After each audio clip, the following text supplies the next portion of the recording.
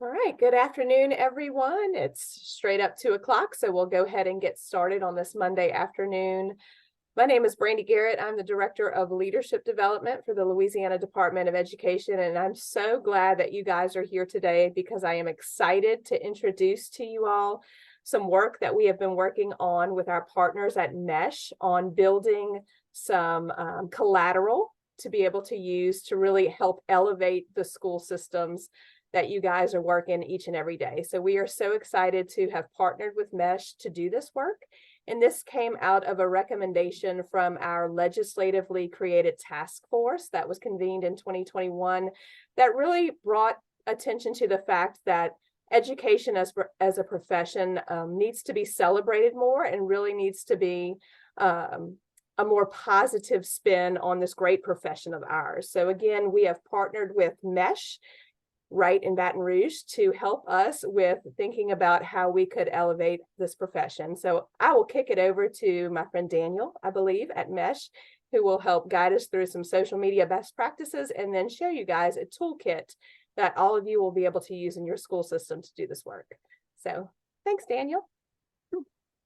Thank you, Randy. Hello, everyone. My name is Daniel Kettinger. I'm the Director of Creative and Digital Services at MESH. We're a full-service ad agency and do a lot of work in the educational space and a lot of other industries. And I will say I'm very excited to do this project with you guys because I'm personally affected very much. My wife is actually a school administrator and in the public school system and has to deal with this a lot. So hopefully we brought a little bit of ease to your life, but our goal today will be to go through this presentation and talk through social media best practices first, which these are high level. If you can only do so much, what can you do? So you'll see as we go through, we have recommendations for what is the bare minimum that if you can only get something done, what's the most effective thing to put your time on? And then kind of a medium and a high level of engagement.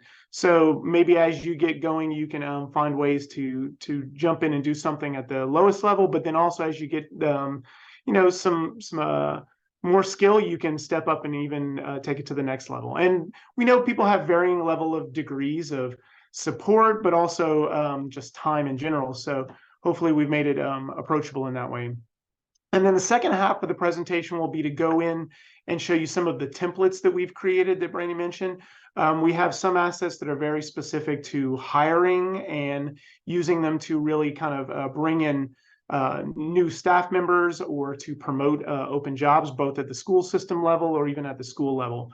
And then also assets that you can use and your team can use to rebrand and share on your own social networks, whether it's to promote the school, promote events that are coming up, or just even parent engagement. And all of those assets will be in Canva. So we'll go through and show you how to actually get in and edit those assets. So as we go through, I did want to offer up the ability to take questions as we go through. So if you would like to actually ask any questions, we do have the option that you could pop up and you'll see there's a link where you can go to and actually type in and those questions will appear. And as I have an opportunity, I'll kind of pause and we can maybe answer some of those questions if you have as we're going through the presentation. Okay, I'll go ahead and get started. So first I wanted to mention that while we're giving you the best practices, we always recommend that you keep in mind that your school system, your school may have varying levels of policies or guidelines. So anything we present today, we really want to make sure that you keep in mind what's already been passed down from your school district. And those would supersede a lot of the recommendations we're saying. If they have a rule or a policy in place, we really don't want to, override that. What we're saying here is these are kind of the industry best practices that we've seen work. So keep those in mind as you're, listening to the information that we have in here. Now, the first thing we wanted to talk about is just keeping in mind how you actually set up these channels. One thing that comes up a lot with us that we see happening is people dealing with who even has access and ownership of a Facebook page or social channels or anything like that.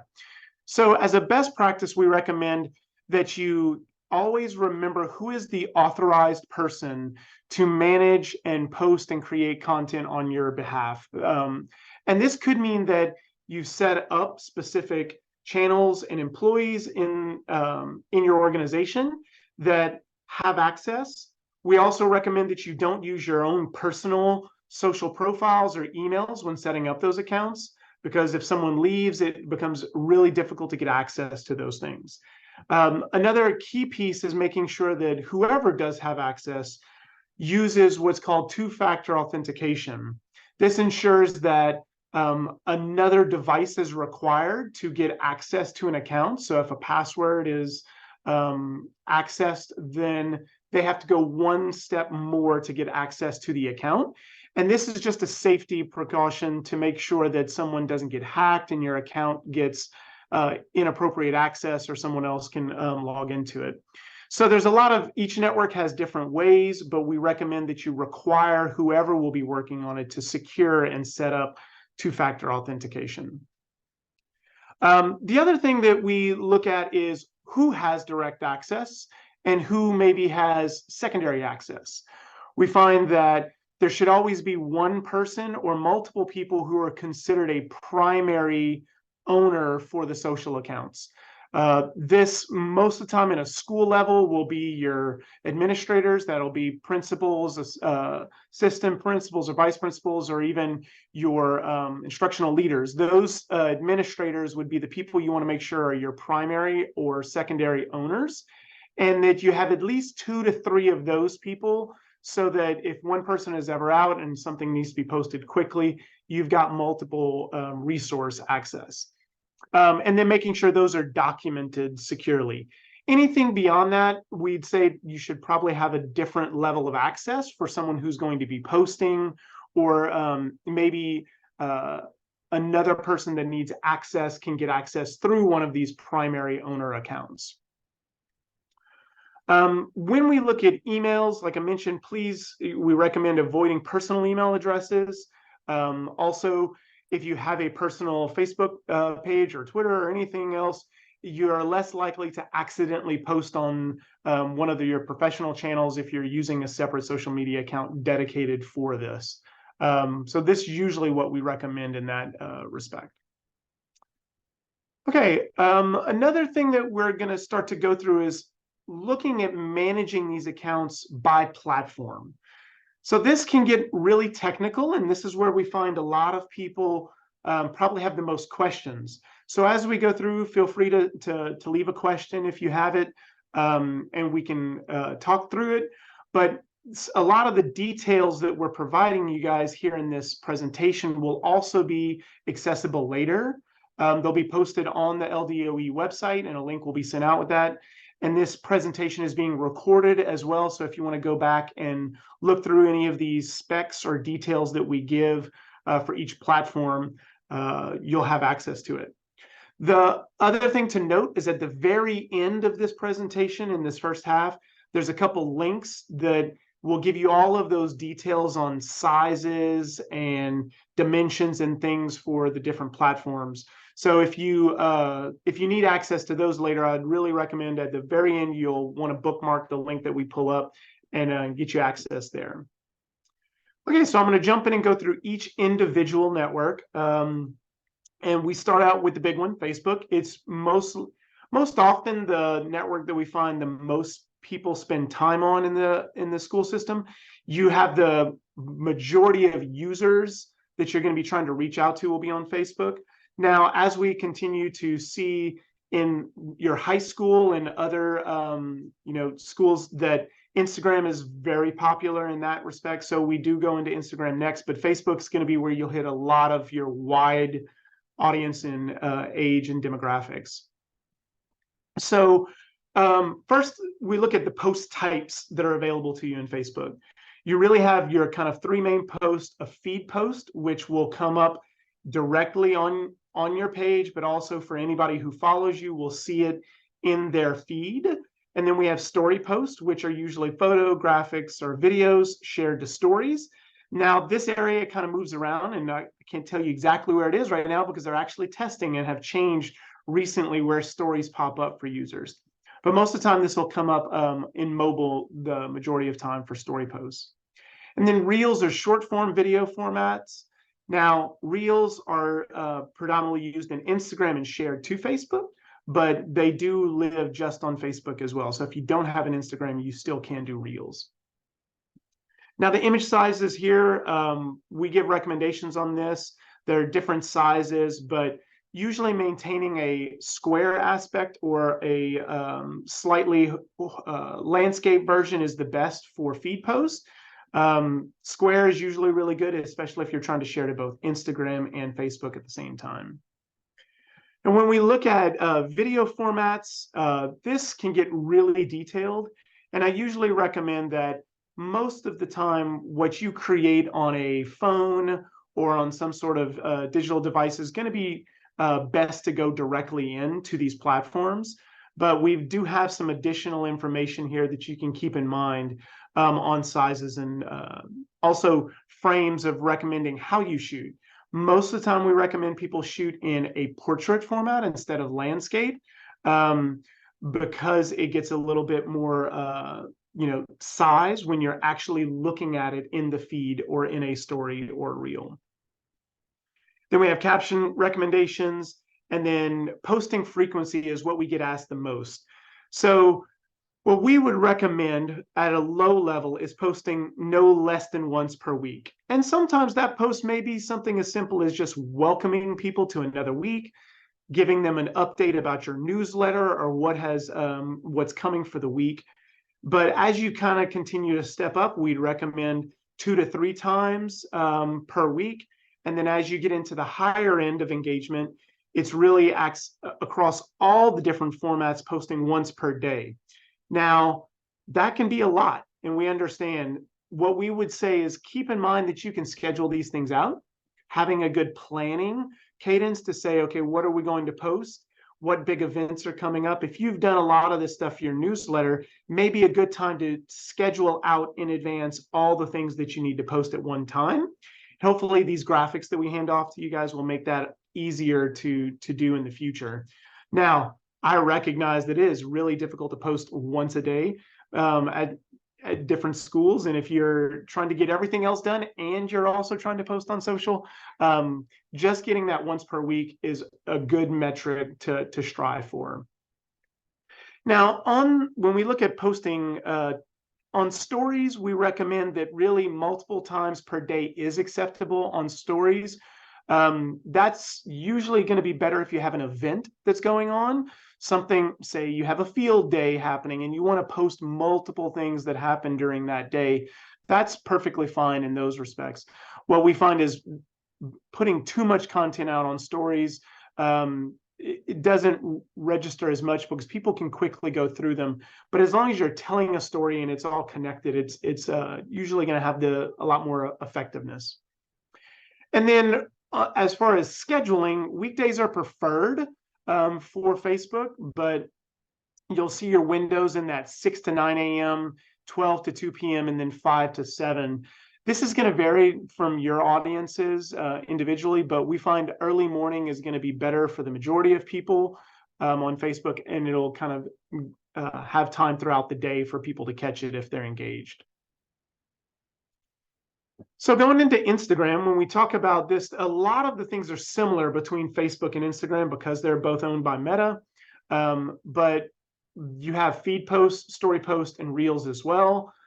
Feed posts, your sizes are going to be different, and this is why we recommend staying with square or even a portrait because it'll be easier to use on both Instagram and Facebook. On video, you'll see here that we mentioned the square, but the landscape aspect ratio is 16:9, square 1:1. I would recommend generally posting in more of a portrait or square for video on Instagram.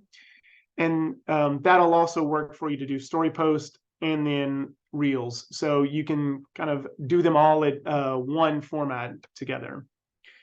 Captions, you're limited more here than you are on Facebook. You will see a call to action is something we always recommend. Now, you can't use links in Instagram, but you can still put them in the caption, but people can't actually click on them. So you can many times do what's called link in bio, where you can change your bio information and put any link that you're referencing. And then frequency here, post no less than once per week, like we mentioned at the low side. So this is the same as Facebook. But above all the other formats, 2 to 3 times per week would be your good medium range.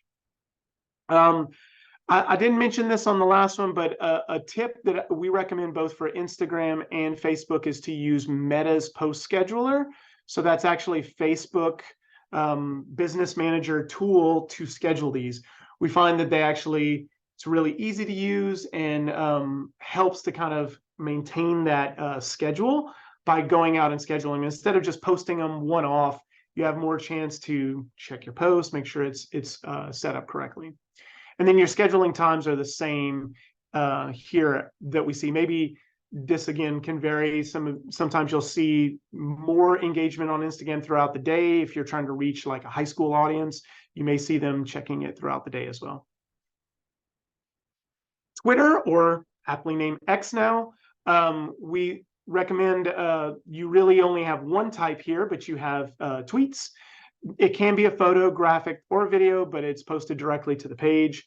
Your sizes, all of that information is here. Video doesn't perform as well, we find, as the other platforms. Twitter and X is really still a text-based platform, so we recommend that. But we would encourage you in your captions to consider that you can use URLs, also hashtags, really valuable on Twitter as well. And then posting once per week is still a good cadence. Now, when we get to the higher side of Twitter, 5 to 7 times per week is probably the higher end of what you're looking at. Now, if you're trying to get involved with conversations or things like that, you can do, we'd recommend keeping that to no more than 3 posts per day. But if you have something that you're live tweeting, like an event or something like that, you could kind of do that more often in one day if people are actually kind of live following you. Then we find early mornings are more successful on Twitter. And getting into LinkedIn, this might be a network that you might find yourself using less than the other channels. But LinkedIn we find is better for those post-professional, like when you're trying to engage maybe the business community, or you want to post about job postings. We highly recommend using LinkedIn for that. I'm not going to spend a lot of time going through here, but we do still say keeping in mind your sizes are very similar to the other networks, but here you have a little bit more flexibility on video, works just as well as the other platforms. We highly recommend it here. And then on your CTAs, make sure to have a call to action. I might have used that buzzword and said CTA, but a call to action is what we mean when we have a CTA. Once per week on the low end here, twice per week on medium, and then 4 times per week. No more than 1 post per day on LinkedIn. You can be a little bit less frequent on LinkedIn, we find. And then your weekdays are best for LinkedIn, but anytime between 8 and 2 p.m. So you've got a wider range on that. Most people are checking LinkedIn from a professional standpoint, so we do find more activity during the day than some other networks.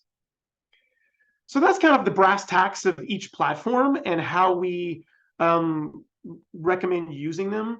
As you find your audience may be slightly different, posts in the evening may perform better. So we always recommend testing and looking at your analytics on those types of things.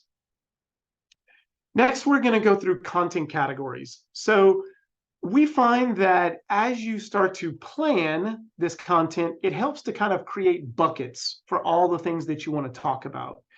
This will really help you when organizing and coming up with a calendar so that you could actually hit that regular cadence that we discussed.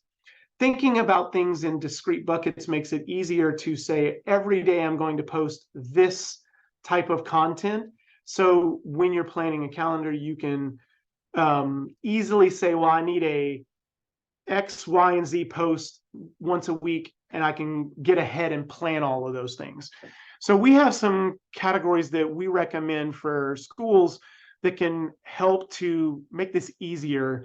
You don't have to think, what on earth could I post once a day on?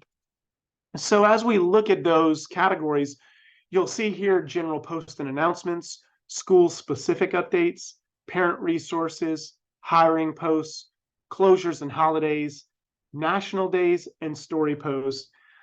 We look at each of those as kind of distinct buckets, and you'll find that when you think about them that way, it makes it a lot easier to start looking for opportunities to fill those buckets and fill those holes. What really matters, though, it's not just about filling a spot. We talk about quality and consistency matter. Quality of your posts matter, but making sure you do it regularly on the same time. So it's not just, I need to fill a bucket of a school-specific update. I need to do it on Monday morning at 6 a.m., or I need to do it on Wednesday afternoon at 2 p.m. That consistency actually starts to help not just with your audience, but with the algorithm. And they start to recognize your content, share it more regularly, and then share it to your audience at the appropriate time when they find they're going to most engage with it. We go into a little bit detail later about some of the types of content or what to keep in mind, but the thing we always say is each of these categories will have different considerations and kind of level of quality. But hopefully we're providing you some templates that you'll find will make it easier to make your quality high, but just make sure you look at things. You would say proof it, make sure it's correct grammar. You know, if you got to pull in the right English teacher on that one, you can. But proofing all of your posts and making sure those things are of high quality is important. Okay, so I'm going to go through each of our different content categories here, and then talk you through. If you have any questions, please again, make sure to ask me a question. Okay. So general posts and announcements. These are going to cover your majority of posts that you do now, but student, faculty, and staff shout outs. These can be really playful, excited, but anything to show people a little glimpse of what's happening helps to better communicate what you guys do and the efforts that go into the hard work. So featuring grade levels or groups or clubs, or even your when parents are involved, these types of announcements really help to bring people into the school. Community involvement efforts, so if there's someone volunteering or you have other projects going on, making sure to announce that those things happen. And then any kind of alumni shout outs. If you have, say, a parent who's had multiple generations of kids or family there, those types of things, again, connect your school to the wider community. Guest speakers or pep rallies or anything like that can help to also show that you're doing more than just instructional information. You're also bringing in maybe professional development or other things. And then, of course, accolades. If you have awards, when scores come out, anything to announce. And this is really about keeping people connected to what's going on that they wouldn't normally know. A lot of this information you can pull out of your newsletters, but thinking about who can you feature, what person, what students or staff can you highlight, those are going to go a lot farther than just the news that gets communicated. And when we talk about news, school-specific updates really are that next content category that you should find the bulk of your information coming out. Normal operations, you know, days of classes, teacher-only days, school closures, all that stuff is very easy to plan ahead. You know your calendar, so usually going to be set out for the entire year. So going ahead and scheduling all of the announcement posts of when you're closed, when you have in-service days, those types of things, you could build those out for the entire year, do them during the summer, and not have to worry about them. You could go back and just change them if something would adjust. Emergency announcements like cold weather, school closures, hurricane, any of those types of things, you could even pre-plan those and have them ready, set up, so that you just need to update them when something happens. Graduations, parent conference, teacher conference days, open houses, any of those types of things. Don't forget that, you know, you should really be posting those things out on social as well. Next, we go to parent resources. This is something that we, feel like a lot of people do at the class level, but sometimes it doesn't go out on a social level. Making sure that you're sharing those resources for parents. What are good study habits or other sources that you can share to just remind people, and especially parents, how they can contribute and get involved? We tend to think about news, but it could be study habits, could be bedtime routines, anything that takes those things that affect the classroom back home. Parents really appreciate that. And they take a lot of value when schools share those because they know that it's coming from a trusted source. So continue to remember that parents need just as much learning in how to help you guys as possible. They might not always respond to it the way you think, but anything you can do to give them some interest or something from an external source especially helps to further engage them. Hiring posts are also something that we find people forget. They kind of let that happen at, say, the district level or at the school system level, but it's really important that schools directly post about available positions whenever possible. This is great because you have an audience of parents who may know someone who's recently graduated, looking to maybe change or move. So when they can see those job openings come up, they're much more likely to share those types of posts, tag friends and family that may be interested. Now, we have a specific set of posts and campaigns just for hiring that we'll be able to share with you guys, and you'll have access to promoting those things.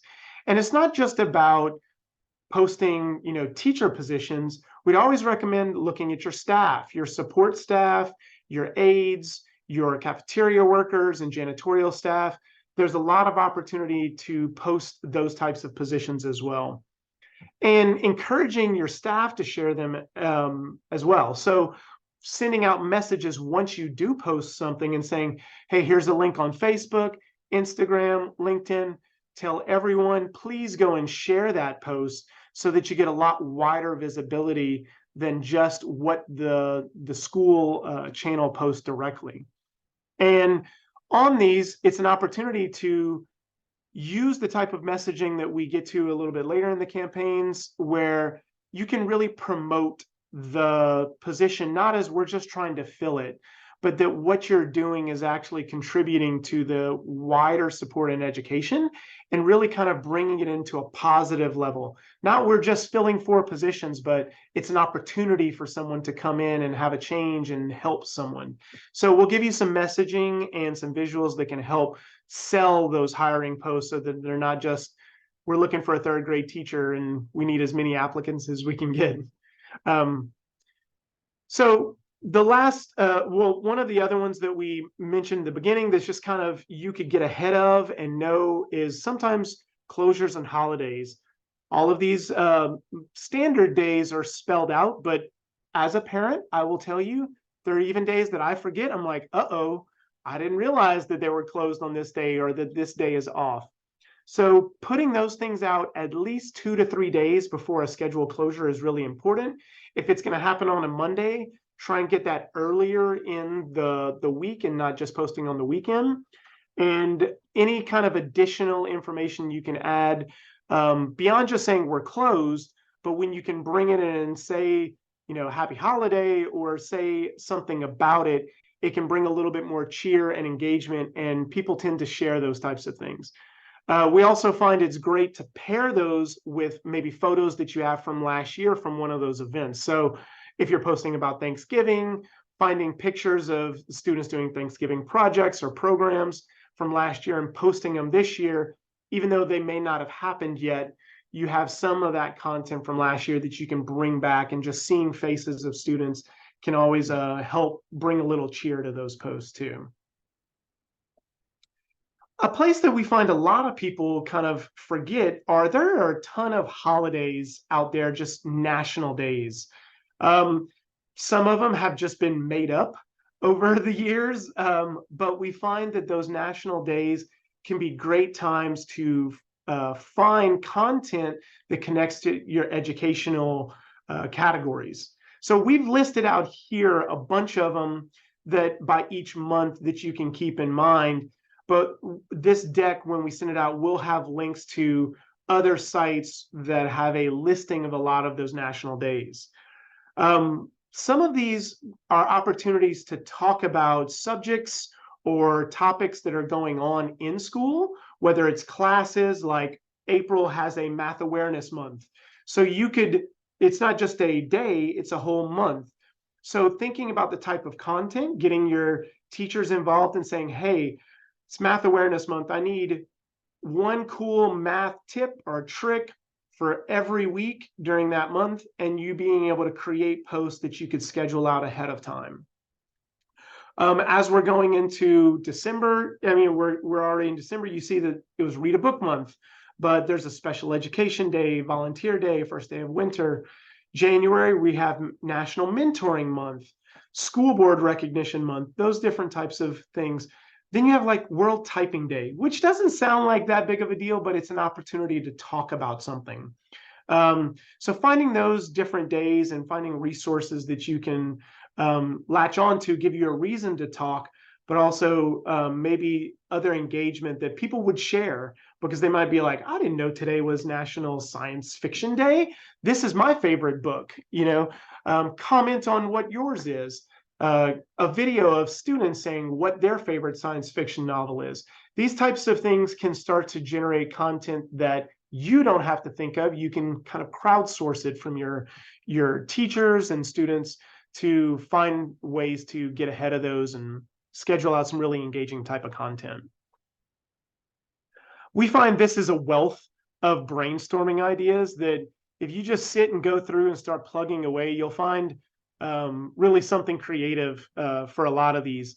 Now, something we didn't mention here, because we don't have a real list to drive to, is there may be also local holidays or events that your city or municipality celebrates that you could tie into as well. And finding collaborations with even those cities to make those posts and share your post or share their post can help with some wider engagement too. Lastly, a story post. So we kind of break this out as its separate content category because we find that it is slightly different than just, say, an image or a video with a caption. When we get into story posts, we find planning those as individual pieces of content categories are easier to think of. And right now, they're only visible for 24 hours when you make a story post on Facebook and Instagram. But you can create highlights and save them to your pages so people can go back to them later. But they are a very strong type of content to tell a story. That's why they're called story posts. So anything that can break content up into more bite-sized chunks, we find work really well on story posts. Photos or videos are really crucial, but they don't always have to be a photo or video. Could be a graphic. So you see here, we'll say break up a lengthy message like 10 steps that students and parents should take to prep for the ACT. You could do one slide to start that, and then each individual step as its own story slide. So that way people can kind of go through them, and then you can pin those and save them on your page so people can get back to them later. But we find that once you break up those chunks, you'll find a lot more engagement of people kind of going through and wanting to see all of the individual items or slides in a story post. Poll stickers can be really great. We find that anything you can pit against something, so a this or that or a versus type post or poll, do really well. And that could be something that seems very simple that could generate a lot of activity. So it could be this book versus this book.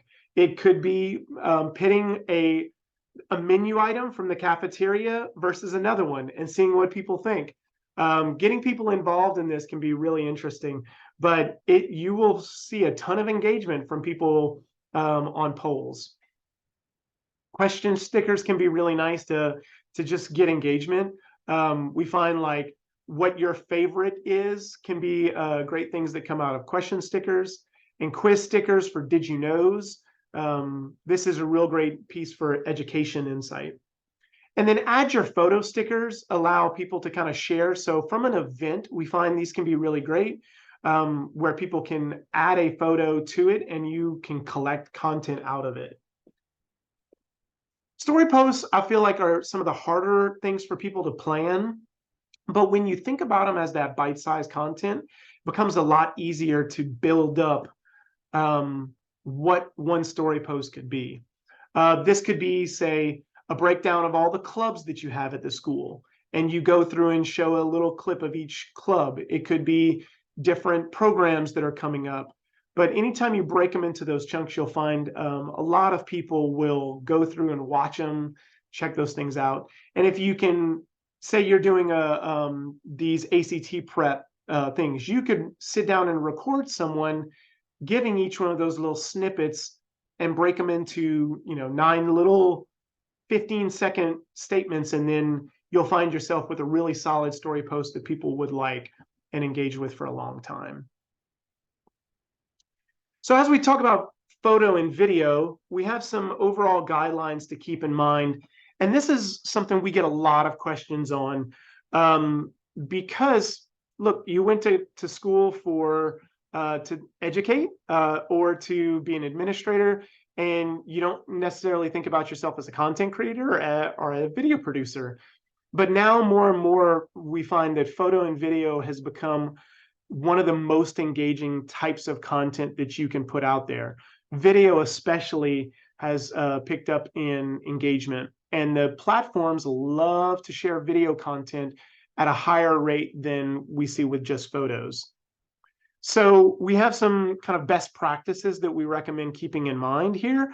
And again, what I always tell people is, yes, quality is important, but don't be afraid to get out there and try things. You may say, well, I'm not a video person, but we all have the ability to kind of take out a phone now, and we have amazing cameras in our pocket, and you can collect content pretty quickly now. So first thing to keep in mind is framing and orientation. So when you're capturing video to be used on Instagram or Facebook Reels, we recommend recording in the portrait or vertical with your phone. So if you're recording this way, you'll be able to have the right aspect to collect the content to go to Reels. You can always then crop in if you needed to do something more square, but you'll have a better aspect in general for that. For interview style videos, if you're asking someone to give you or say something, we really recommend at least a minimum of 3 feet from your subject. If you're too close, it can be a little overwhelming and distracting for the user. Always position the camera at eye level. And that also goes and is a trick to keep in mind with little kids. What I always say is that getting down on their level and at their eye level instantly makes your content much more engaging. If you're shooting from an adult perspective down, looking down at kids, as opposed to kind of crouching down and shooting at their level, it makes it things much more point of view and interesting at that level. Try to avoid non-distracting backgrounds. A lot of times we find people will shoot in front of a bunch of other people behind them, and it can make it really distracting. Try to find walls or even backgrounds that you may have decorated to take photos in front of, and avoid things that can be read or maybe dated or have other photos or work of students behind them, unless you're trying to actually show off that work. Wide shots, make sure you're standing far enough away, but instead of just trying to shoot a very wide shot of all of the things happening maybe on a stage, recommend getting closer or panning or moving with the action that's happening. They do have a lot of very inexpensive smartphone tripods now, or stabilizers that you can put your phone on and it'll keep it from shaking. So that we find is one simple way to elevate the quality, is just to get a tripod. And getting a tripod that you can pick up and move and just set down very quickly makes things really easy.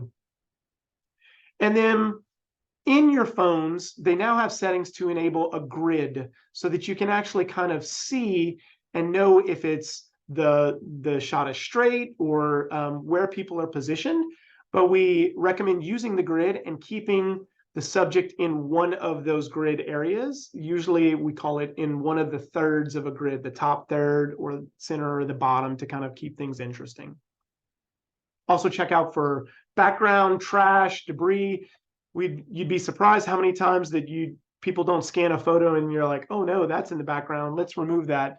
There are some tools that can remove things, but the number of times I've heard someone say, oh, we'll Photoshop that out. It's always better to try and capture it clean to begin with and save you time on the back end later.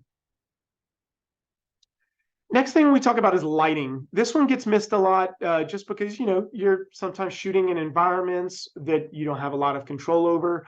But whenever possible, try shooting under cloud cover instead of shooting in direct sunlight. This can make people squint, but also can really wash out subjects and make them very hard to see. If you use cloud cover, it gives a nice kind of glow to things, but a natural light source like a window can be much better than trying to shoot in the middle of a hallway if possible. Position your subject so the light source is facing them and not behind them. So that can cause a really bad shadow or make their face very dark. Even having the light coming on the side of the person as opposed to directly on the face can help. And then when possible, avoid just an overhead light. There are cheaper ring lights now that you can get that are even battery powered and can clip onto a phone that can instantly bring the quality of your video up by just adding one of those types of lights. Next, we move on to sound. We find that, if you are doing lower quality video, we would say with a phone, it really does matter that your audio quality is better. People will suffer through, subpar video, but subpar audio we find is what most people will not suffer through. So if there's a lot of background noise or they can't hear or there's wind rushing, it'll usually mean people will just kind of leave and not watch that video. So an easy thing could be using AirPods or other microphones that come with your devices. An AirPods microphone plugged into an iPhone is significantly better than just using the mic on the phone. We have a link here that you can click and it'll take you to other types of microphones that can be used with phones that you could actually attach to a person to help if you're shooting someone else. If you're not going to be capturing audio, you're perfectly fine on that, but usually making sure you find a place that didn't have background noise, machinery, any kind of music playing in the background. We do have a note here about trademark music. Social platforms will let you use a lot of different types of sounds, but sometimes you're limited by that. Even if there's a radio playing in the background and it picks up on it, it may remove it. So using the actual built-in audio sounds that come usually avoid some of those trademarking issues. And then very large spaces can also be problematic because of big echoes. If we're talking about a gym or something else, you may want to get closer to your subject and use that microphone so that you don't hear such a large echo. I think this one's a little bit more clear for you guys. I think y'all have been probably drilled this more than others, but making sure you always have proper release and permissions. A lot of times we have this with students, but we forget about it sometimes with parents or other people, just making sure you have permission. Also that you collect their name and email address in case anything comes up that you have information from that person.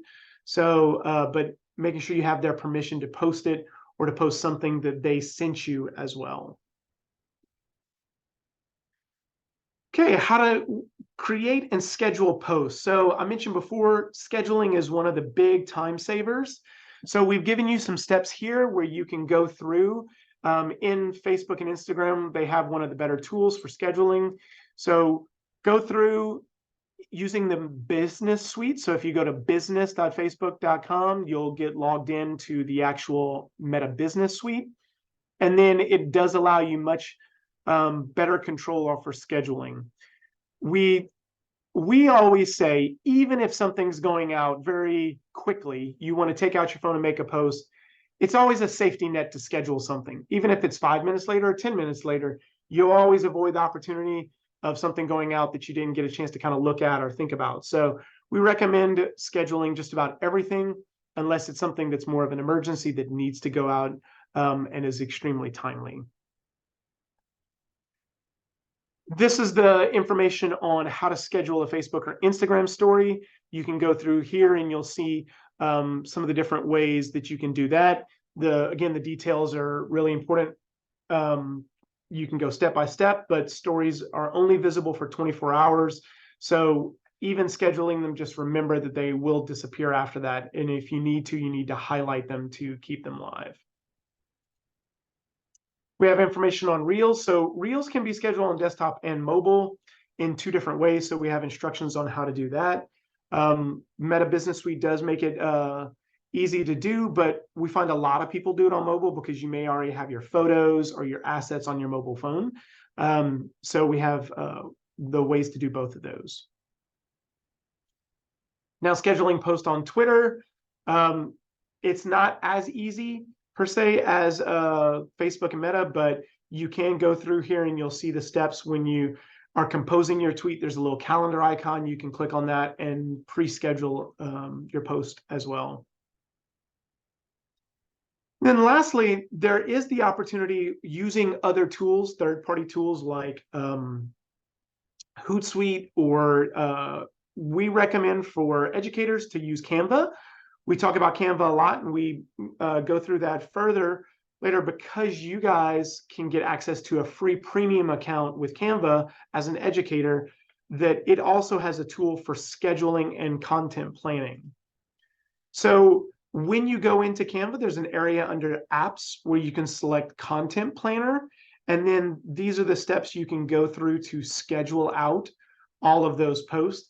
And then you can schedule multiple different networks directly through Canva and connect all your multiple channels here. We find this can be really helpful if you're trying to get ahead. You can have one calendar where everything exists. There's also links in this document to go to other additional tips on scheduling items with Canva.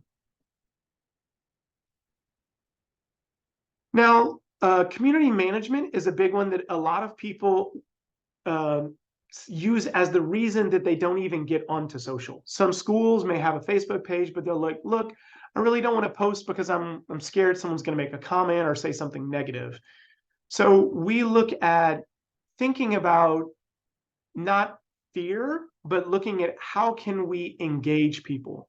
Just as anything, there's going to be positive and negative. So being prepared is the best tool that you can have. So we say making sure that you have social notifications turned on is the first step here. Every platform has the ability to get inboxes or messages that come in.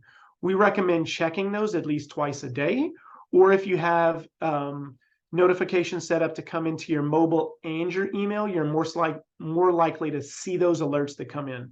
People will ask questions about what time is that event today? Where do I park? All of those questions may start coming in through social, and it's a really great way to make sure that you can be as responsive as possible. But having somebody dedicated is really important to getting those notifications and seeing those things come up. The great thing, though, we mentioned is it's a two-way street. You have an opportunity to engage someone, whereas they may just post and you would never know that they're angry because they don't have an opportunity to actually give you any type of engagement. So we go through each of these types of engagement, starting with positive first. We recommend anytime somebody makes a comment that's positive, like it. It's going to only help you, and it also shows that you saw it and that you thank them for that. So anything that comes in positive that someone says, oh my gosh, I love every time you guys do these programs, or I love that teacher, or I love that janitor, post like those comments. Even resharing people's posts about positive things that are going on in the school is just another great way to get more engagement on those. And share or comment on a post when someone says something. It's just a quick thank you, or hey, we're so glad you like that. Please tell someone else. Maybe next year we can, you can volunteer, turn those engagement points into conversations. Questions and complaints. You know, there is a philosophy that says a complaint is a gift. Many times you might not know something. So it's always great to welcome those kinds of questions or feedback from people. Respond to things publicly so that other people that may have the same question get that answer. And it shows that you're also engaged in the conversation. The worst thing that you can do is have a bunch of negative comments and nobody says anything. And then it just looks like you're unaware or don't care. Now, we would say that if you respond to somebody publicly that is something that's really more sensitive, we would still say respond and then take it offline. Tell the person to either contact you at the school and speak to someone or send them a private message and say, we'd like you to contact us and resolve this offline. The comment feed is not an area to solve a problem. It is just a way to connect with someone. Now, if it's something that other people have questions of and you do get resolved, it's never a bad idea to go back and post on that comment thread saying, we're so glad so-and-so said this. We want to let you guys know and update you that this is our policy, or this is the follow-up after that question or complaint. Now, negative engagement, this is where everybody gets scared, but we say it's better to have a policy than to avoid it. Negative comments, they can be hidden. We shouldn't recommend deleting things unless they're actually getting to the level of bullying or trolling or inappropriate behavior. Anything that is offensive or threatening or obscene, you can delete those and you can block users on those types of things. If you feel like you need to reply to a negative comment that's not just a complaint, but something that is truly aggressive or anything like that, do not respond with the same type of energy. Don't be defensive. We recommend staying as helpful as possible and keeping it as more of a customer service opportunity. When it does come time for banning or blocking, we recommend doing it as a last resort, because at that point, the person no longer has an opportunity to talk to you. And if there was a valid conversation that should have been had, we don't want to cut that people out. Threatening or spanning multiple posts, that is something that by that point, we do recommend just banning them because it's going to be a safer option in the long run.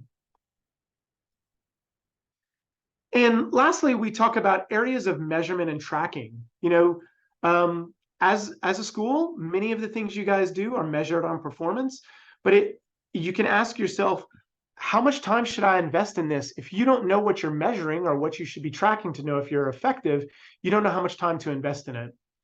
So we say that you really should look at reach and impressions in your analytics. This will tell you how many people are seeing something and how many people are actually engaged with the content. Anytime you share a link, you can go back and look at your website and track that traffic. Those three metrics, reach, impressions, and clicks, can be some of the most important just to see how you're doing. Are you getting any kind of engagement on the content? Now, as you get down, there's a lot of different metrics that are important, but post engagement usually breaks down into what we call reactions. Did someone like, love, care, laugh, sad, angry? Those reactions can give you a lot of information. Post comments, this also is I should say, is like higher levels of engagement. So if someone makes a reaction versus a comment versus a share versus a save are different levels of engagement. So maybe if something didn't get a whole lot of reactions but got a ton of comments, that's a good sign. That means people were more engaged than just a simple like. If they went as far as to share it to their audience, they're even more engaged. Now, when someone saves a post or saves something on Instagram, then you've taken it one step further. So looking at these steps can tell you how people are actually responding to your comment. And you will find sometimes posting a photo versus a video, you may see the video get an extremely large amount of reactions and views, but very little comments. Whereas maybe a post about a schedule or what's coming up for the week may get a lot of comments because people have questions. So different types of comments will also bring you different types of engagement. So testing those out and seeing what works really helps. we've gone through the deck, and each individual network will have different places that you can see the metrics. So we've kind of spelled out Facebook, Instagram, Twitter, and LinkedIn so that you can see all of the different places you would need to go to access those analytics. And I would encourage you to really think about, say, if you're one of the people in charge of social at your school and your administrator looks to you for help on this, it can be really valuable to kind of show them more regularly, like, hey, look, that post that we just did about hiring got tons of engagement and so many people shared it. Let me know if we start seeing some more applications coming in on it. So they can kind of create a conversation back and forth about success and what's working. And then you can also know if it's worth spending the time and the effort to do those types of posts. Now, this deck also, we give links to the Canva social templates that we're about to go through. We're going to walk you through access on this, but there are links in this deck that also point to those different assets. You will find, hopefully, that we give you some useful things, but even Canva has a ton of other resources and templates that you can use to build out a variety of content. And then lastly, we have links to other resources that you can use. Sprout Social has this really great guide that you can save and bookmark that will always be up to date with sizes for images and videos. If you ask the question, well, what size should that graphic be? They have the answer and they keep it updated, and they've kept it updated for countless years now. So these link to a Google Sheet that you can bookmark and always go back to later and find the most up-to-date standards. Other resources we suggest subscribing to: Sprout Social, Social Media Today, and Later, all have great content about what works and what doesn't work, so you can get a lot more skill in those areas. Okay, well, that concludes our section on the best practices and what we look at as the tips and tricks that you guys can do. So if you have any questions, you're again free to use this link if you want to post, or if there's other things, I'll pop up and look in our chat real quick and see what's in here. See if there's anything that I can answer quickly for you guys. See the slide deck. Yeah, so what we have right here, this has the link to the toolkit in this, but we also are about to show you a PDF that will go through all of the different Canva templates and how you can use them. So we'll go through that in just a second. Yeah, and I just dropped that PDF in there as well, Dan. Okay, great. That second PDF, but you do want to download that particular PDF so all of the links work properly. Okay, so I'm going to go ahead and move into the next step. If you give me 1 second to switch over, we will stop this and I will switch you to our guide here. Okay.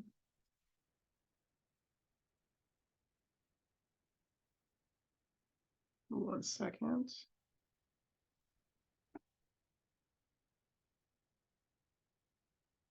Okay, so this PDF, is everybody able to see this PDF? Are we?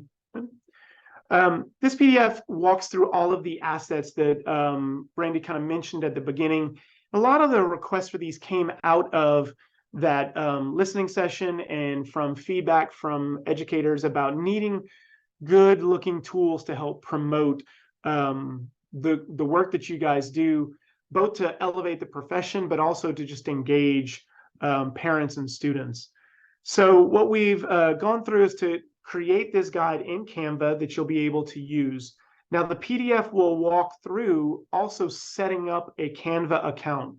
The great thing about Canva is they give a free premium edition as an educator. So you can go through these steps, get signed up with a free account, and then go to the education page and get verified by providing access to your school ID or some other documentations. There's a few different things that you can provide. And then this will give you increased access to get the premium version. We recommend this because it also allows you to create teams. So you're not the only person maybe using a Canva account. You can share it amongst other educators in the school or administrators, so that you could share assets or brand templates and have more people involved in collaborating. And then you'll get access to the content planner to share and schedule those various posts. It does take a few hoops you have to jump through, but we say it's really worth it. And you will want to set this up so that you can get access to the brand templates that we created.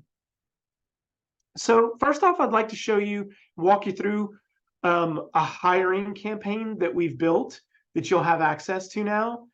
And this is much more than just a single kind of asset.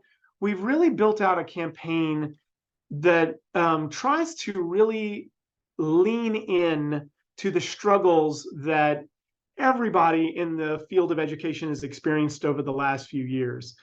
What we found is that just telling people, hey, you should become a teacher or you should apply for this aid position doesn't really sell the impact that you have as an educator. So this campaign, we call it our impact campaign, and it has a very strong line: education is hard work, but it's work worth doing. And this whole campaign is filled with resources and documentation about ways that you can kind of communicate to people how important it is, the work you're doing. This starts to take it from just being a simple job into more of a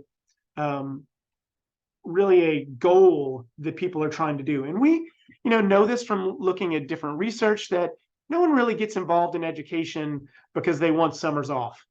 We know that you're involved in this to make an impact and to really change the world. It's your way that you can do that. And this campaign can really help push that along. So what we've created is a brand guide that you can use. This brand guide will link you to colors and type styles, as well as example photos that you can use. This will all be loaded in Canva, so you don't have to pull all of these assets out of this PDF. They'll be accessible to you. But this brand guide really highlights the pieces to keep it consistent. But what we've done in this PDF is then broken out each individual asset in this campaign in an editable fashion that you'll be able to click and use to edit these. So what I'd like to do is I'm going to go through and show you the rest of these assets that we've made for you, and then go back and I'll show you how to actually edit and pull up and make these more personal for your school or your school system. So we do have this recruitment campaign first, but then we also developed another campaign that we called the aspirational campaign. This leans into more of a bright color palette that can really start to help bring more vibrancy to your campaign. And I wanted to stop and for a moment and let one of our designers who was involved in this to really kind of walk you through what you're seeing on this screen to help explain why we leaned in on some of these colors and visuals. So I'll turn it over to Alicia for a second. Yeah, hey everyone, can y'all hear me okay? Well, my name is Alicia Edwards. I'm an art director at Mesh, and so I have been heavily involved in the creation of this campaign, both campaigns and the work, and it's been really fun.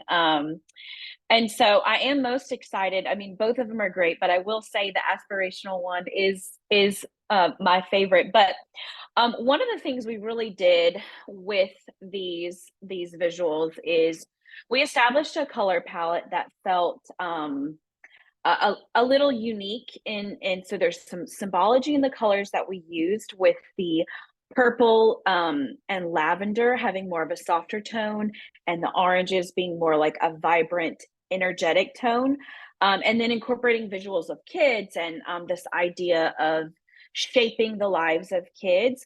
But then when we actually created the templates, which you'll see in just a second, we took it a step further, because what we wanted to do was create something that we know that there's going to be varying levels of familiarity with Canva and editing in Canva. And so we wanted to create something that if someone just had that base level and all they really, think that they can manage to do is put in, change, the text, then this template really it's good to go as is. You put in your logo and put in your text and you're good to go. But also create it and edit in a way to where if someone has a little bit and the idea is that everyone will grow to be this comfortable, but a little bit more comfort level, they'll be able to edit absolutely everything in this template down to changing the colors in the photos and removing backgrounds so that you can customize all of these to your school colors. That's really kind of like the end goal, right? So that you can kind of use these as like your foundational pieces, but then replace photos with actual kids from your schools and remove backgrounds in like a click, like a one click you can remove the background of a photo. So really exciting stuff. And so we we put a lot of thought into it, and so we really wanted to think through what were the foundational pieces that could be used as is. Maybe you don't have time to add your school colors. Maybe you just need something, you just need to change the text. Well, these are going to be good to go as is. But if you do have a little bit more time and you want to do some customization and add or take some things away, you're able to do that too. So with that being said, I will bring it back over to Daniel, and I feel like we'll kind of like bounce off of each other. But he'll kind of be the one driving the ship, but I might interject as we go through, downloading one of these templates and making some of those edits and customizations.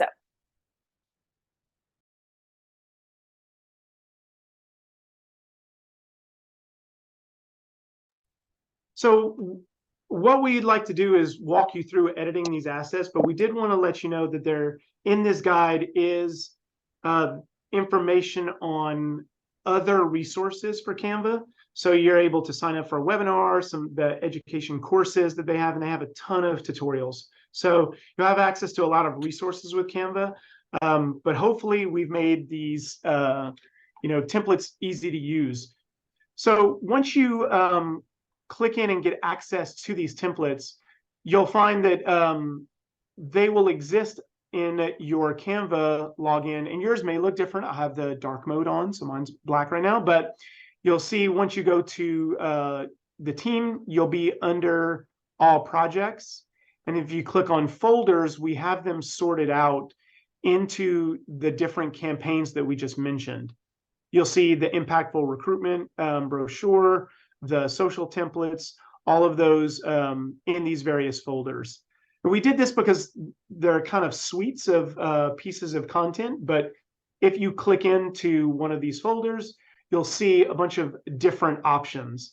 These are the same things that are available by clicking the links in this PDF to go directly to these assets. So if I want to pull up the print ad, by clicking on one of these links in the PDF, it'll take me directly to that flyer, and you'll see it in a view only mode, but then you can go to File and make a copy, and it'll allow you to put that directly into your library so that you can edit that and adjust it.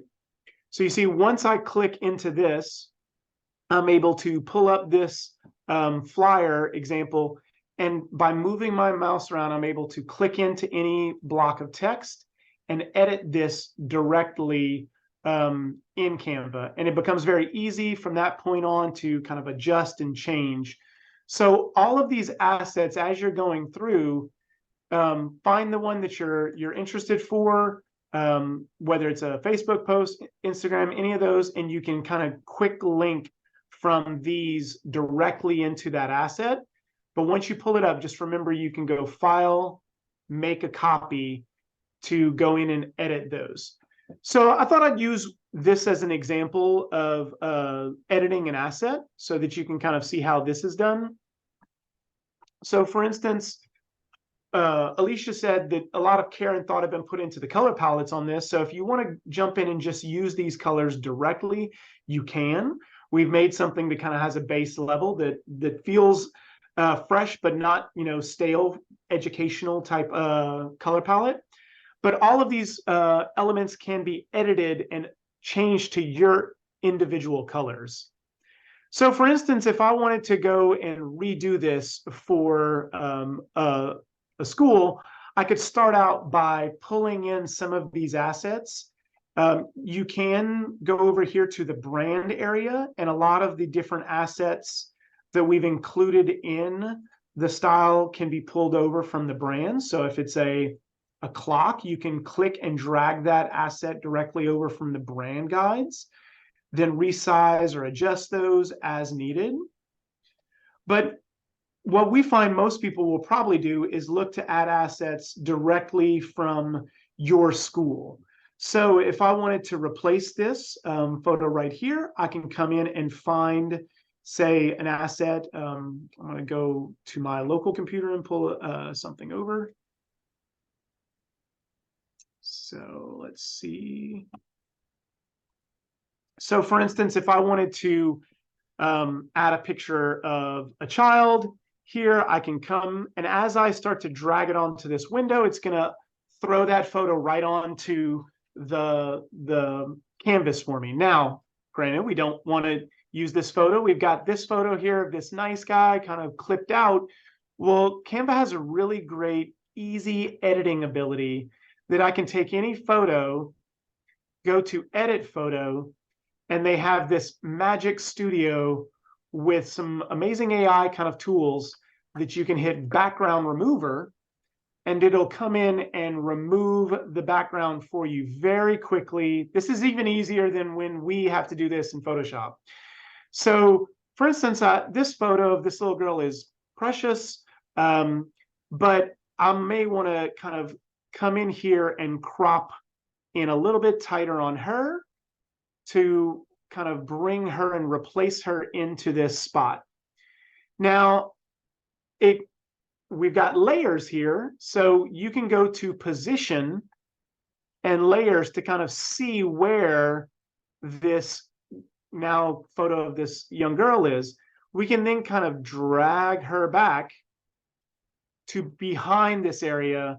So now she can fit into this same size and space as we have here. So now this photo that we had there before, I can just kind of remove, and we've got something that instantly feels much more personal to your school. And then adding in, say, a photo of the actual front of the school, or I could drop that in as well, even go and edit photos like this. So showing you this background remover is very, very good. I can start to find and see photos, and they can really look, you can bring some cute photos in here just by removing a background. But also, if I have an asset that's already in there, like this background of the school, I can click that and then find one of my uploads and fill in that space that's already angled correctly. And by double clicking on it, can then move and fix the crop to work with my school. Now, this photo may, if the register not, you can kind of move some of these assets around if you need to, but you can start to see how it can start to take shape very easily. And maybe I'll come in here and delete this and add the logo, which this is my wife's school. So I'll say she has a pretty stinking cute little tiger logo, and I can drop that in there. Now that I've got this image and the logo in there, I could just change my information and put this out. But one really nice thing that Canva does is, as you upload things like your logo or other images, it starts to pull some of the different colors from those images in so that you can use them in your project. So as I click on things, you'll see a little color block comes up here and allows me to pick and choose different colors. But even some of the photos that I've uploaded, it's pulled some of those colors out so that I can click and change the different assets or pieces in there. So if I say, oh, well, actually, this school, my wife's school, their colors are green. So if I go and pick all of these little icons up here, I can make them green. I can also go to my background and change that to be a green, or I can remove certain pieces, so you have some different controls that you can kind of do in this area to change these colors. So I find that as you start to play around, you can get a little bit easier with them, and you can say, well, I need my own color, not just what was in that image. So then you can use this little ability to kind of click and drag and edit any of the different colors that you may have. So if I say, okay, well, now I've got my little green background, I'm going to go grab a orange from my tiger here, change the text color to be that same tiger orange. And then maybe this arrow in the background, I'll change that to be, that same orange. So now it started to become much more customized to my school very quickly. So some of these settings like borders and other things, we've made this very easy to edit so that you can start changing all of these colors. Once you do this, you start to build up a library of these, and you'll be able to edit all of these assets to fit with your individual school. So text colors, background colors, I can change those out. Also kind of come in this accent color. So now I've gotten something that feels much more specific to my school, my individual logos there, and then there's a face of a student that may be recognizable. And then, for this instance, we have a postcard. So on the back, you can go and bring over some of those same colors and adjust those. So I can click on these and now pick that same color palette that I had before. I can go get my background and change that color. So now I've started to just delete those kinds of things. So as you kind of click around, you'll start to find all these elements. By clicking on them, that you'll have the editing of colors and other aspects. So now that this is done, say I wanted to go and get this printed, I either could print it on campus or somewhere else. You'll go to the share button to then get your actual download. Now, if you've got this connected to social, you can share your asset directly on social. This was a postcard, so it's fit more for printing. But we do have other assets that I'll go into in a second to show you on the social side. Then there is a new feature now with Print with Canva, which actually allows you to go through and print out these aspects and have them mailed to you. I'd recommend working with a local printer. You'll find that time will be fast, but also they're much more willing to work with you and give you discounts knowing that you're a school. If you give them assets like this, they're print ready. They'll be much happier than having to go back and forth and say, okay, well, wait, what do you need the message to say on the card? You'll find that they'll be much happier to take these pieces as you go. So this, within a few minutes, we were able to get to a file that I can download that feels much more personal and personalized to my school. Go through, make sure to edit out your different pieces of text, because all this content is going to be kind of generic, but you have the options to edit your date, your time, any of those other items. And then the last thing that we say that you could add to these are things like QR codes. They've become much more popular now that you don't have an app. People can scan those QR codes directly. So if you have a QR code or you haven't made, you can drop those in as well. So I'm going to go back and pick another asset like a social piece. But one thing to keep in mind as I'm doing this is not, all colors work together. So that the reason we have that color palette is it's nicely balanced. But you will see that as you start to pull in colors from images, Canva tries to give you a palette of colors that you can choose from. But if you ever need to go back and want to use the colors that are from the campaign, once you get access to the brand guide, you will have those colors that you can kind of click and change and modify to fit with whatever palette you want to work with. Let me interject one thing Cool. too, Daniel, before, and we titled this an open house postcard, but really we tried to again strategically think through all of the elements on it to where it doesn't have to be used for an open house postcard. Maybe you want to send a reminder to parents of when testing is, right? And so you've got all the pieces there to customize the content.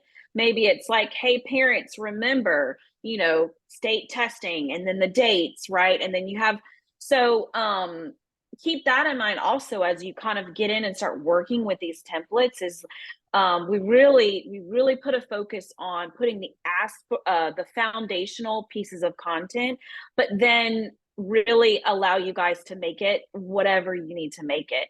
And the cool thing with the color photos, the color, what he's showing you right here with the logos is sometimes you do want to make something with your school brand colors, but you don't have those hex codes or the CMYK codes. Well, once you bring your logo in, it'll pick up all those brand colors for you and make it a lot easier. So keep that in mind also. So I'd like to go back and show you one that's very timely right now. I'm going to go back to the library and pull up a social post, say for holidays. So, we had different National Day templates that we kind of made for you guys that we talked about in these different content categories. So all those different content categories have example posts that you can use on social. But, we have a generic Happy Holidays post. I can click on this and make a copy and customize this one. And where this one may just have, say, a background that's really nice, there are ways that you could customize this that, as you start getting a little bit more adventurous, so to say, that you may find that the structure is really find a beautiful photo. Like this is a photo from my wife's school like from 2019 from Christmas. Well, this photo by itself is okay, but going in and removing that background instantly makes it a whole different type of image. And I can come in and now zoom in and make it where these kids, he's not too excited. So I'm going to come in and kind of crop, unfortunately, our little sad, student out here, and make it where this is now a really interesting kind of happy holidays, school's closed kind of post. But the key is going to position and layers, and now moving that piece back so that it either goes below or above the content that you're trying to highlight. So now this text, I can move up a little bit, and I can bring my kids maybe up a little bit higher. I'm going to try and get them in here so that maybe they can, the hands are a little bit higher up. So now I've started to make a fun post that's talking about school being closed, not just happy holidays. But remember that you don't have to just communicate something is happening. You can really start to bring in pieces of things that make your school unique and make people to see their children and their friends and their family and can start to tell a story. Now, you'll see that this text, once I start putting text on top of images, it may be good to consider things like shadows or other things to make the text a little bit easier to see. And as you kind of click, Canva has made it easy to stay within the colors and the schemes that we've built out on these.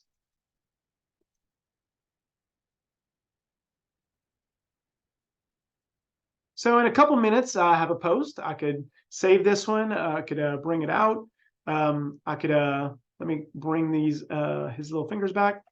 So, as you start to play around, we hope that you see these as kind of starting points and not necessarily always as final points, but we hope that this saves you time and gives you something that you can jump into really quickly and start to build something that you feel like elevates your social media and starts to bring a little bit more interest to the work you do. So like I said, this photo right here, I could do that one. I could also bring in that photo here where they've got all those, cute little stockings, but maybe I don't make it clipped and I just put it directly under kind of the white area, and then can maybe, don't want to cut out everybody's face, but I can start to maybe find what is the best way it fits in there. This is where your experimentation can really start to come in. You could try background removing instantly makes things much more interesting. So let's say keep that as a good tool in your back pocket whenever you need it, because those busy backgrounds instantly become really interesting and fun when you can drop out. And you don't have to know Photoshop. You don't have to know any of those things to kind of do it. So like I mentioned, I could go directly to share on social and send this directly to my Facebook page, my stories, my Instagram, just by connecting those different networks when I do that.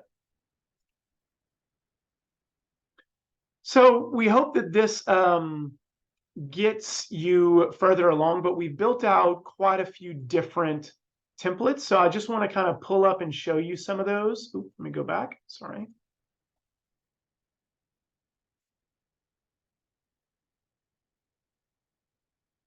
So the recruitment ones, especially when we get to things like brochures, it can be a lot to set a lot of different copy on this. You can see that we filled in a lot of this with placeholder text, but we encourage you to go put in your own school information and keep that copy unique to you. That's why we didn't just fill in a lot of placeholder like stats. We'd rather it could be about your own school district or system, but replacing these photos can be really easy. Once you have these templates in there, you can find the assets, you can drag them in, you can add those things in there, but keeping it really simple and not trying to get too confusing is the real easy way that you can save time on this type of stuff. But we've put some places where we'd recommend you put in your logo, things like the QR codes, all of those kind of have their placement, so you can just replace those aspects as you go through it. Okay, I think what I wanted to leave a little bit of time for was to go through all the pieces on the recruitment campaign, because we think this is where people struggle in trying to get a lot of that attention. So we have the trifold brochure. We also have a print ad that you can use, and a flyer that can go in, you can print out, share. You'll notice that we've even tried to keep in mind things like borders and being able to print this on your own in-house printers, but keeping all of these things as customized as possible will go a long way in trying to sell a position that you're trying to hire for. And then see, we also have, let me go back. Sorry, the social templates for this one as well. So on the social side, we have them in this type of wide aspect. You can see we also have a recruitment post like this in a square aspect. And then here's another option that you can use. And educating isn't always easy, but they're worth it. So you see the headline, we built in a headline for you to use here that really leans more on the child. So by putting a photo of one of your students or a student with a teacher in this area, this headline kind of takes it beyond just the position. It's about the person and the child that they're actually serving. Whereas this one maybe speaks more to the profession in general and tries to remind people that this is a hard job, but it's work worth doing. And then I'm going to go back and I'll show you all the different templates that we have in the, oh, I forgot the postcard as well. So the postcard, we have a front and a back. And this is one where you probably would want to send this out and get this printed. So you can see that we've kind of designed it edge to edge. So a printer could make this a really nice glossy type card. Let me go back one more step. And okay, on the aspirational side, I showed you the postcard that we customized, but we also have the various social templates. So we've called these things like back to school, but as Alicia said, this could very easily be anything you want to promote. All of these little graphics could be changed out with other clip art or icons that you can get out of Canva to promote math night or something else. Just think about this is more of a well-designed tool that you can use, but customize it as you need to promote different things. We've done one here that's very general. So if you have to do a quick post that just announces a date and time, you don't need to pick a photo. You could throw something in very quickly here. But you'll notice on a lot of these, even though we may have a pencil right here, you can remove that, add some other icon in if you needed to. But we're trying to keep things consistent. So as you use piece to piece, people will start to recognize and know, oh, that's the same post from the school that I see as I scroll through my feed.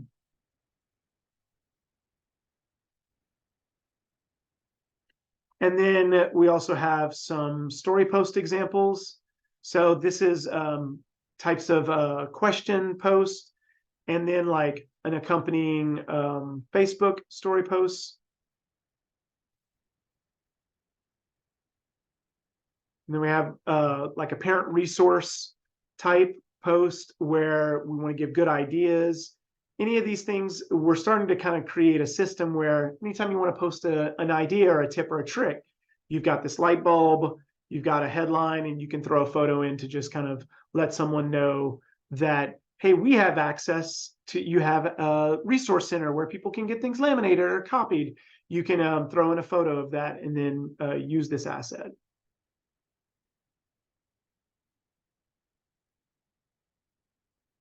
Okay. And we also have a set of generic billboards and digital ad templates. So sometimes you'll have access to other types of media. You want to promote a big event or a fundraising event, and you may need to do a digital billboard. Well, we've designed those assets in those general sizes so that you can come in here and you have two different versions that you could use for this. And we tried to keep them very clean and simple so that you don't have to think about what size the type should be to look good on a billboard. As long as you kind of stay within these general sizes, you'll find that most of your things should work pretty well. And then digital ads as well. This comes up, especially if you're doing hiring. You may have a newspaper that wants to give you placement for your as a donation, or even if you want to take out an ad to promote an event coming up, they may ask you for different size display ads, and you can actually come in here and we've built a lot of the commonly used sizes for those in the kind of recommended formats. So you'll have different sizes that can run on different places. Now, a lot of these digital ads we find could double as social ads or as social posts. So just because it says digital ad or billboard doesn't mean it can't be used for some other use. Like the digital billboards could very easily be used as an actual banner that you may print and want to hang up at an event. So keep in mind that these are really just starting templates that you can use and that have been built in Canva for you. Okay, well, I know actually went a little faster than I think we it started, but I know we're a little bit over on what y'all are used to. So we'll wrap up and hand it back to Brandy, and we will have the recording and the assets for you guys to be able to jump in and pull out any of these things. Yes, thank you all so much for joining this afternoon. We appreciate your time, and we hope that you find this so valuable. We put links or the PDFs of each thing in the chat, and we will be posting these on our website. So please look at our newsletter next week, and we will have the links to everything from today. So I appreciate your time, you guys, and have a great day.